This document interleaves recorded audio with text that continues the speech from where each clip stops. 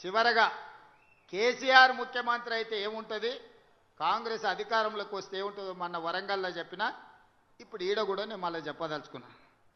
కేసీఆర్ ముఖ్యమంత్రి అయితే ఆయన కొడుకు కేటీఆర్ను వర్కింగ్ ప్రెసిడెంట్ చేసుకున్నాడు. కాంగ్రెస్ పార్టీ అధికారంలోకి వచ్చి రేవంత్ రెడ్డి ముఖ్యమంత్రి అయితే సోదర్ మహేష్ గౌడ్ని కాంగ్రెస్ పార్టీ ప్రెసిడెంట్ చేసినాం. కేసీఆర్ ముఖ్యమంత్రి అయితే హరీష్ రావు, తారక రామారావు ఇద్దరు మంత్రులు అయిన. రేవంత్ రెడ్డి ముఖ్యమంత్రి అయితే మా సీతక్క, కొండా సురేఖమ్మ మంత్రులైనరు, మా పొన్నం ప్రభాకర్, మా వాకిటి శ్రీహరి మంత్రులైనరు. కేసీఆర్ ముఖ్యమంత్రి అయితే సడ్డకుని కొడుకు సంతోష్ కుమార్ని రాజ్యసభ చేసుకున్నాడు. కానీ నేను ముఖ్యమంత్రి అయితే మిత్రుడు వేం నరేందర్ రెడ్డిని ఈరోజు రాజ్యసభకు పంపించిన. అనిల్ కుమార్ యాదవ్ ఈయనే ఉన్నాడానే లేచి నిలబడరా నాయన, ఇగో పిల్లగాన్ని పంపించిన రాజ్యసభకు, పెద్దల సభకు. నేను ముఖ్యమంత్రి అయితే అనిల్ యాదవ్ హైదరాబాద్ నుంచి రాజ్యసభకు పంపించిన. పిల్లగాడు ఎట్లున్నాడు చూడు, గట్టే కుస్తీ పైల్వాన్ లెక్క.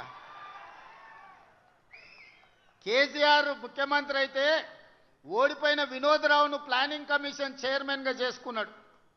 కానీ నేను ముఖ్యమంత్రి అయితే కోదండరామ్ గారిని ప్రొఫెసర్, తెలంగాణ సాధించిన ప్రొఫెసర్ను ఎమ్మెల్సీగా నియమించిన. కేసీఆర్ ముఖ్యమంత్రి అయితే ఆయన బిడ్డను ఎంపీ చేసుకున్నాడు, ఓడిపోతే ఎమ్మెల్సీ చేసుకున్నాడు. కానీ నేను ముఖ్యమంత్రి అయితే వీరనారి చాకలి ఐలమ్మ మన్వరాల్ని మహిళా కమిషన్ సభ్యురాలుగా చేసిన.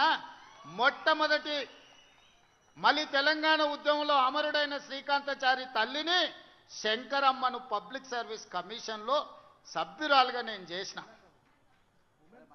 ఇవాళ ఆయనదేమో ఫ్యామిలీ జస్టిస్, నాదేమో సోషల్ జస్టిస్.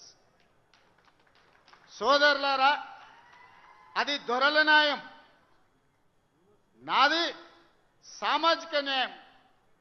ఆయన ముఖ్యమంత్రి అయితే దయాకరావును మంత్రిని చేసుకున్నాడు. నేను ముఖ్యమంత్రి అయితే అడ్లూరు లక్ష్మణ్ వేదిక మీదనే ఉన్నట్టు మా సోదరిని ఈరోజు దళిత బిడ్డను ఇవాళ మనం మంత్రిగా చేసుకున్నాం. Subscribe us and press the bell icon for more interesting updates.